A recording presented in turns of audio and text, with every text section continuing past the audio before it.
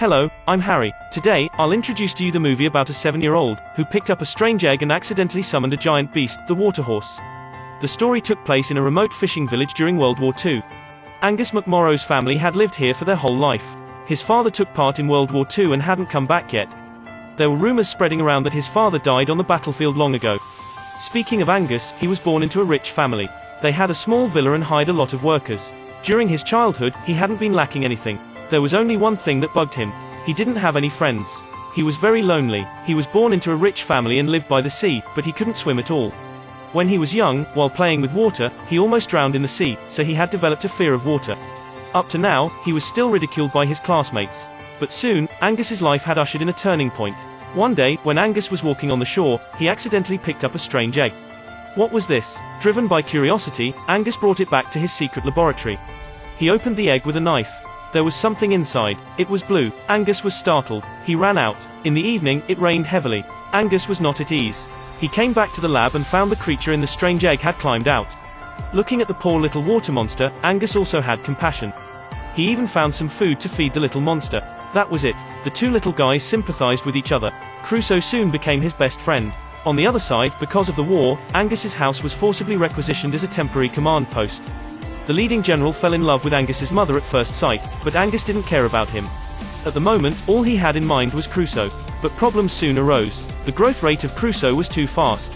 He didn't seem to get enough food. The family soon discovered Angus' little secret, but fortunately, they were kind and didn't say anything about Crusoe. However, Crusoe was a monster after all. He would return to the sea sooner or later. Despite the reluctance of Angus, they had to part.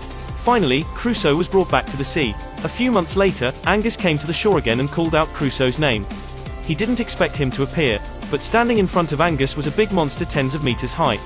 Obviously, the food in nature was enough for him. The two friends reunited in happiness. Their intimacy was still.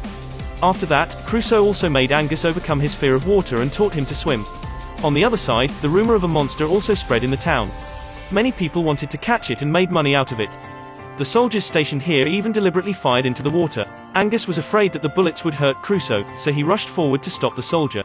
However, he was reprimanded by the general. Angus's mother alienated the general. That night, many soldiers were called up to sail a boat over the sea to hunt down Crusoe. But obviously, they couldn't defeat a monster. Just a few seconds later, Crusoe overturned their boat. The moment the soldiers were about to be eaten, Angus arrived in time to stop Crusoe. At this time, Angus's mother saw Crusoe for the first time. She couldn't believe her eyes. After hearing the news, the soldiers not far away thought it was a German submarine coming.